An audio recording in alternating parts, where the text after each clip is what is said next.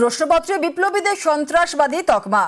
প্রশ্ন বিতর্কে বিদ্যাসাগর বিশ্ববিদ্যালয় ইতিহাস অনার্সের ষষ্ঠ সেমিস্টারে 12 নম্বর প্রশ্নে বিপ্লবীদের সন্ত্রাসবাদী বলে উল্লেখ।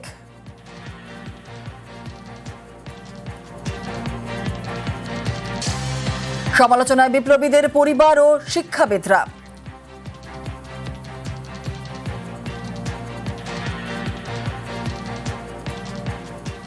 আমার বাবা দেশের জন্য প্রাণ দিয়েছিল, দিচ্ছে, ঠিক আছে। ক্ষুদিরামকে তারা সন্ত্রাসবাদী বলছে। 1905 সাল থাকতে বা তারও আগে ভগৎ সিং বা তারও আগে আনুষঙ্গিক আরও তো কেউ ছিল, তাদেরকেও তো সন্ত্রাসবাদী হিসেবে আমরা চালাচ্ছি। তাহলে আমরা ইতিহাসে কি শিখছি? আমাদের জেনারেশন কি শিখবে? বিমল দাসগুপ্তের ছেলে হিসেবে আমার খারাপ লেগেছে, আমি দেখেছি। পরাধীন ভারতে যারা নিজেদের জীবন বিপন্ন করে ভারতবর্ষের যে স্বাধীনতা এনে দিয়েছিলেন তাদেরকে আমরা আখ্যায়িত করছি সন্ত্রাসবাদী হিসেবে। এই যে প্রশ্নপত্রের মধ্য দিয়ে ছাত্রছাত্রীর মহল এবং সমাজের সর্বস্তরের যে বার্তা গিয়েছে তা অত্যন্ত নক্কারজনক। আমরা এই প্রশ্নপত্র বা এই ধরনের যে প্রশ্ন তার তীব্র ধিক্কার এবং প্রতিবাদ জানাচ্ছি। প্রশ্ন বিতর্কে রিপোর্ট তলব এবং কার গাফিলতিকে বিপ্লবী বদলে সন্ত্রাসবাদী, গাফিলতি চিহ্নিত করে 24 ঘন্টার মধ্যে রিপোর্ট তলব এবং আগামীকাল জরুরি বৈঠকে উপাচার্য। এখন যেটা হয়েছে, যেটা ভুল হয়ে গেছে, সেটা তো সঙ্গে সঙ্গে কিছু রেকটিফাই করার মতো অন্য রাস্তা কিছু পাওয়া যাচ্ছে না। টাইপোগ্রাফিক্যাল এরর হয়ে গেছে। উপাচার্য মহোদয়ের নজরে যখন আনা হয়, উনি সঙ্গে সঙ্গে কন্ট্রোলার এবং অ্যাসিস্ট্যান্ট কন্ট্রোলারকে ডেকে একটা এনকোয়ারি করে কালকে রিপোর্ট দিতে বলেছেন। সেটা যেন তারা বিশদে লিখে দেখে, এনকোয়ারি করে যে এই ভুলটা কোন জায়গায় হয়েছে, কিভাবে হয়েছে, এবং আগামী দিনে এই ভুল থেকে যেন সবাই যারা অধ্যাপক অধ্যাপিকা যুক্ত আছেন তারা বিরত থাকেন এবং বেশি প্রিকশন নেওয়া যায়।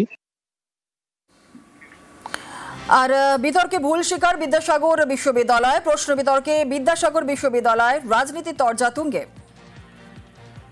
অত্যন্ত নিন্দনীয় এবং লজ্জার ঘটনা। বিদ্যাসাগর বিশ্ববিদ্যালয়ের ইতিহাসের ষষ্ঠ যে সেমিস্টার, সেখানে এই প্রশ্ন করা হয়েছে। দৃষ্টান্তমূলক শাস্তি চাই, তদন্ত করে। দেশের জন্য প্রাণ দিয়েছে, তারা দেশপ্রেমিক। আমি লজ্জা পাই, আমি ঘৃণা করি, আমি ধিক্কার জানাই এই ধরনের যারা কাজ করেছে। ওই সশস্ত্র বিপ্লবীদের যারা ভারতবর্ষের স্বাধীনতা আন্দোলনে গুরুত্বপূর্ণ ভূমিকা পালন করেছিলেন, মেদিনীপুরের বীর সিংহ শিশু ক্ষুদিরাম, বিমল দাসগুপ্ত, তাদেরকে এরা হচ্ছে যে সেই চোখেই দেখে এটা জঘন্যতম অপরাধ। এই অপরাধের জন্য বিশ্ববিদ্যালয়ের উপাচার্যর এক্ষুনি ক্ষমা চাওয়া উচিত।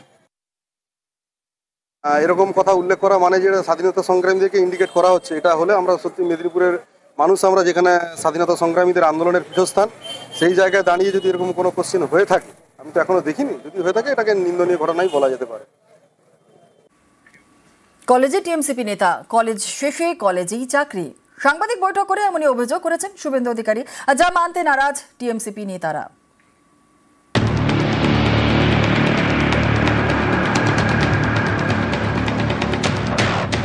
ক্যাম্পাস দখলে রাখতে কলেজের টিএমসিপি নেতাদের কলেজেই চাকরি দেওয়া হচ্ছে।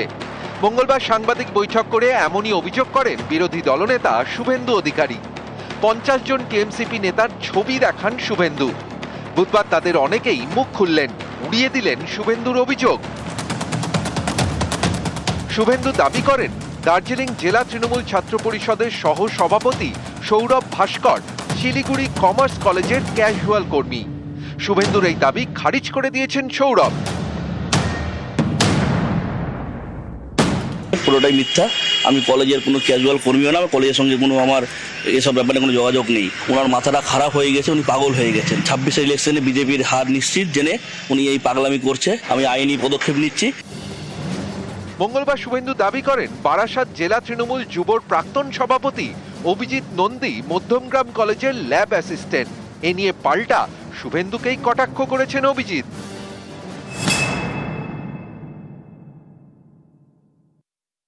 আমি বিবেকানন্দ কলেজে পার্মানেন্ট স্টাফ এবং লিগ্যালি পরীক্ষা দিয়ে আমি সেই চাকরি পেয়েছি, যেটা আমি অন্য কোথাও পেতে পারতাম। তৃণমূল ছাত্র পরিষদের সাথে আমার দীর্ঘদিন কোনো সংস্রব নেই। আমি যখন তৃণমূল ছাত্র পরিষদ করতাম, তিনি রাজ্য তৃণমূল যুব কংগ্রেসের সভাপতি ছিলেন, তার নেতৃত্বে আমি তৃণমূল ছাত্র পরিষদটা করেছি।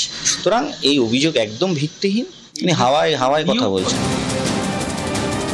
শুভেন্দু দাবি করেন টিএমসিপির প্রাক্তন সাধারণ সম্পাদক মণিকান্ত পাড়িয়া পার্থ চট্টোপাধ্যায়ের সাহায্যে সেট পাশ করে যাদবপুর বিশ্ববিদ্যালয়ে অ্যাসিস্ট্যান্ট প্রফেসর হন। একই সঙ্গে সেন্ট্রাল জোনের এসএসসির চেয়ারম্যানও তিনি। শুভেন্দুর এই অভিযোগ উড়িয়ে দিয়েছেন মণিকান্ত।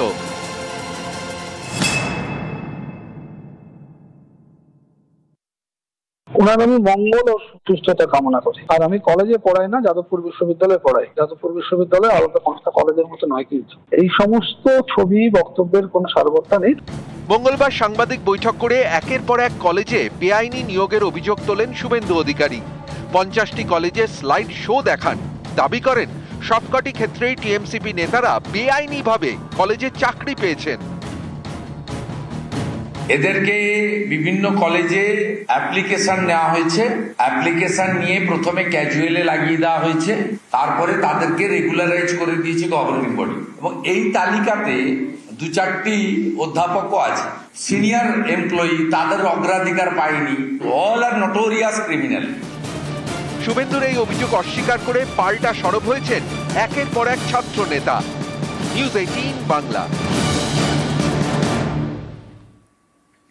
সুরক্ষা জোর কলকাতা বিশ্ববিদ্যালয়ের কসবার ল কলেজে গণধর্ষণের অভিযোগের জের 170 কলেজে অ্যাডভাইজারি কলকাতা বিশ্ববিদ্যালয়ের। আর কলেজে পর্যাপ্ত সিসিটিভির পরামর্শ অ্যাডভাইজারিতে। হাজিরা খাতা সঠিকভাবে রাখার নির্দেশ বিশ্ববিদ্যালয়ের। কলেজে ঢোকা বেরোনোর সময় নির্দিষ্ট করতে হবে, আর ঢোকা বেরোনোর সময় কঠোরভাবে বজায় রাখতে হবে। ইউনিয়ন রুম বন্ধ কিনা নিয়মিত তথ্য দিতে হবে। শীঘ্রই কলেজে কলেজে অ্যাডভাইজারি বিশ্ববিদ্যালয়।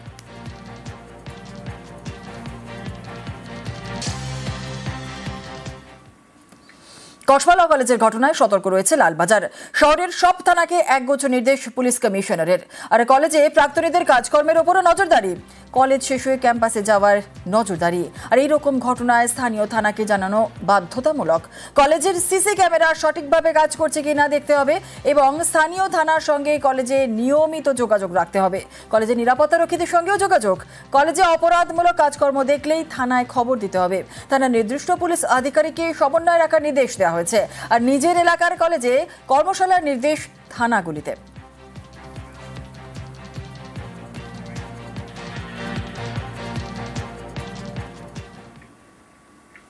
ক্রাইম সিনে যেতে পারবে না আরজি করের নির্যাতিতার পরিবার। আরজি খারিজে শিয়ালদা আদালতের নো অবজেকশন দেওয়ায় সিবিআইকে ভৎসনা বিচারকের। সিবিআইয়ের অবস্থা শোচনীয় বলেই মন্তব্য।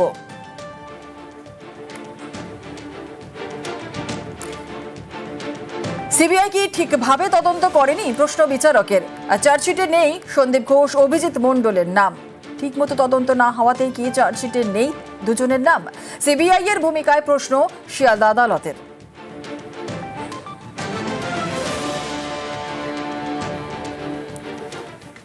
আমাদের সিবিআই তদন্ত নিয়ে প্রথম থেকেই একটা আমরা অসন্তোষ প্রকাশ করেছি।